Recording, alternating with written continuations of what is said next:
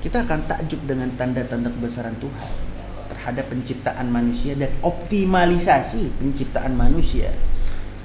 Kenapa? Karena penciptaan manusia sudah disinggung oleh Al-Quran 1400 tahun yang lalu. Teori apa?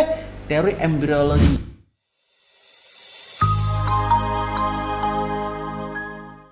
Dan masih banyak lagi al-i'jaz, keajaiban Al-Quran dalam berbagai aspek yang dijelaskan dalam kitab Dalailul I'jaz. Al-Bulqini menjelaskan hal itu juga dalam kitabnya. Di antaranya adalah ayat ini yang menjadi acuan kenapa kita harus menyembah Allah Ta'ala. Karena Dia Tuhan yang menciptakan kita. Dan proses penciptaan manusia melalui beberapa fase, melalui proses yang mendahulunya. Tidak semata-mata Allah menciptakan langsung ada, enggak, tapi melalui proses. Dijelaskan di ayat ini adalah pertama min sulalatin min tin. Allah ciptakan manusia pertama kali dari setumpuk tanah. Dari setumpuk tanah Allah ciptakan Nabi Adam. Dari tulang rusuk Nabi Adam Allah ciptakan Siti Hawa. Hingga mereka berdua beranak pinak hingga sampai sekarang kita lahir dan kita jadi manusia yang dewasa. Nutfah. Nutfah apa nutfah? Cairan air mani. Allah udah singgung di Al-Quran. Kemudian kita jadikan nutfah fi qararin makin. Cairan air mani. Summa khalaqna nutfata 'alaqatan. Dari cairan air mani tersebut Allah ciptakan apa? 'Alaqah, segumpal darah. Summa khalaqna al-'alaqata mudghatan. Terus Allah jadikan dari segumpal darah tersebut mudghah, segumpal daging. Fa khalaqnal mudghata 'idhaman. Dari segumpal daging Allah jadikan apa itu? Tulang belulang. Fa kasawna al-'idhama lahman. Dari tulang belulang Allah jadikan daging utuh. Summa ansha'nahu khalqan akhar. Baru Allah ciptakan rupa yang sempurna. Fatabarakallahu ahsanul khaliqin. Teori embriologi, sains, biologi Allah ungkap 1400 tahun yang lalu di Al-Quran. Jadi kayak gitu ya, proses penciptaan manusia yang telah Allah ungkap 1400 tahun yang lalu. Dan ini menjadi al-i'jaz al-ilmi.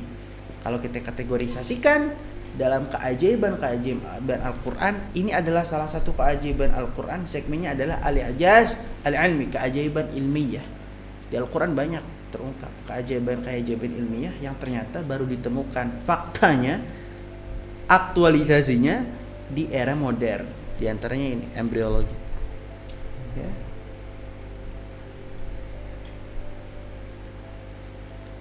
Dan penciptaan inilah yang harus kita syukuri, yang harus kita renungi sebagai apa? Sebagai anugerah.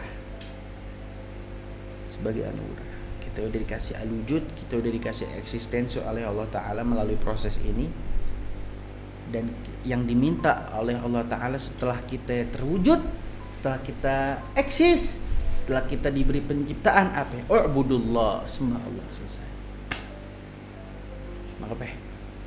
Nangkep ya? Jadi penciptaan kita itu lebih tinggi daripada malaikat gitu. Iya. Ahsani taqwim, Allah nyatain ahsani taqwim. Kita diberi ilmu. Kita diberi apa? Al-qalb, kita diberi ar-ruh, kita diberi al-aql, kita diberi al-jasad. Tapi di satu sisi kita diberi hawa nafsu.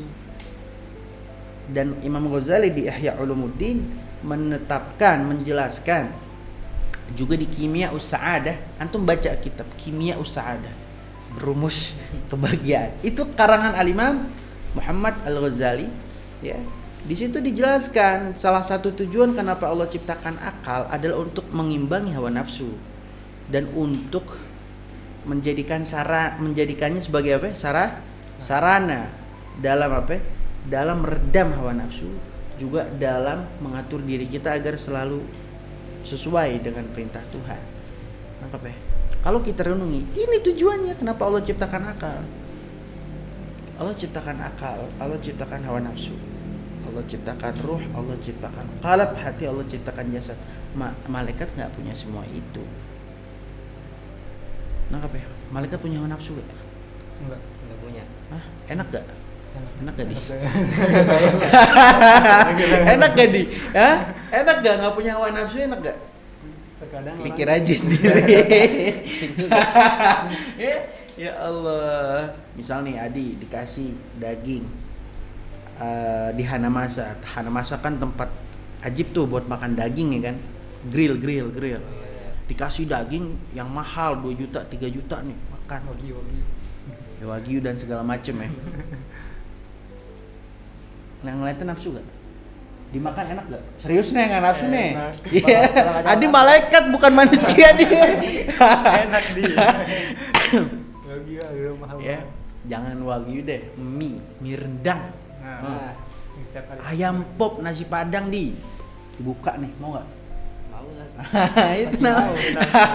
Malaikat gak punya, nikmat gak nasi padang? Wah, nikmat banget. Nasi padang, oke, itu dalam hal makanan dalam hal busana gamis yang anti pakai cakep gak nih? Merek, dibeli ya. hah? Makanya dibeli. Makanya Kenapa? dibeli. Nafsu tuh. Kalau kita ikutin Nabi Muhammad SAW, beliau berkata seperti ini. Hubbiba ilayya thalatha. Atau kama qala bitasarruf qalil. Hubbiba ilayya thalatha. Al-mar'atu wat-tibu wa ju'ilat qurratu 'aini fi shalah. Nabi Muhammad bilang, Allah jadikan diriku condong suka sama 3 hal. Pertama al-mar'ah, perempuan, karena beliau laki-laki. Yang kedua at-tib, minyak wangi. Yang ketiga apa? Wa ju'ilat qurratu 'aini fi shalah, dan Allah jadikan kesenanganku, kegembiraanku fi shalah, ketika aku sedang sholat. Coba kalau nggak punya nafsu nggak bisa nikmatin perempuan, nggak bisa nikmatin wangi-wangian Hambar. Tapi ada poin terakhir yang harus kita renungi di hadis tersebut. Wa ju'ilat qurratu 'aini fi shalah. Kesenangan Nabi Muhammad SAW terletak ketika besok Sholat. Ya Allah. Beda ya kita. Tapi jujur, sholat itu seasik itu dan senikmat itu, dan sholat Allah jadikan sebagai tempat atau sarana untuk berkomunikasi dengan Tuhan. Tempat atau sarana untuk bisa mendapatkan ketenangan yang super. Ya. Ketenangan hati. Makanya kalau lagi sumpah nih, lagi burn out ya, burn out tau kan? Lagi burn out, lagi sumpah, lagi gelisah, sholat jangan main ML, sholat, lagi gelisah main ML, makin gelisah. Ya. Pagi duha, sebelum zuhur qobliyah, ba'diyah. Kenapa? Sholat itu rasanya kok tenang banget. Kenapa? Karena di situ kita baca Quran. Karena di situ kita bermunajat dengan Tuhan. Kita ingat Tuhan. Wa'budu rabbakum. Kita menyembah Tuhan. Di situ ada unsur penyembahan. Di situ juga ada unsur bahwa kita ini nggak bisa berbuat apa-apa selain Tuhan. Di situ ada unsur penghambaan dan perendahan diri serendah-rendah. Ketika unsur tersebut kita lakukan, ketika unsur tersebut kita alami, kita nggak merasa apa-apa. Nggak ada yang kita bisa banggakan. Kita nggak bisa berbangga dengan apapun. Bagaimana kita bisa berbangga dengan yang kita miliki? Bagaimana kita bisa berbangga dengan apapun? Jabatan, harta, ilmu, dan segala macam. Pala kita taruh di bawah, kaki kita lebih tinggi daripada pala. Ketika unsur itu kita alami, kenikmatan dan ketenangan datang. Selain itu, ketika sholat, ya, kita apa? Kita selalu bermunajat dengan Tuhan. Kita melakukan ar-raja, harapan yang kita gantungkan ke Tuhan. Kita melakukan al-khauf, rasa takut yang kita gantungkan ke Tuhan. Ketika harapan dan rasa takut ini kita gantungkan, kita wakilkan, kita interpretasikan dengan kehadiran Tuhan, semua menjadi tenang. Dan ini sudah terbukti melalui sains, penelitian psikologi. Anda pernah baca? Bayangin, Anda pernah baca penelitian jurnal psikologi. ternyata banyak loh yang burn out, mental health-nya ini terganggu ya kan. Setelah diteliti, mereka ateis. Jujur, ini penelitian di mana? Ini penelitian mana? Prancis. Innalillahi. Anda pernah baca jujur? Dan ada salah satu ahli psikolog yang bilang orang-orang yang memiliki korelasi kuat dengan agama, artinya orang-orang yang agamis, bertuhan dan benar-benar menjalankan agamanya, 80% mereka nggak pernah burn out. Prosentasenya berapa ya? 80% mental mereka tidak pernah burn out. Kenapa? Karena apa? Karena mereka punya sandaran yang menjadi sumber ketenangan Allah Subhanahu wa taala. Ketika sholat, ketika kita baca Quran, ya, itulah perpaduan yang indah, perpaduan yang sangat-sangat monumental dan fundamental untuk mendapatkan ketenangan. Dan kombinasi antara dua itu ada dalam sholat. Unsur perendahan diri yang menyangkut dan mencakup penyerahan total harapan dan penyerahan total rasa takut kepada Tuhan. Yang kedua adalah unsur baca Quran. Unsur baca Quran ada dalam sholat. Makanya waju'alat qurratu aini fis shalah.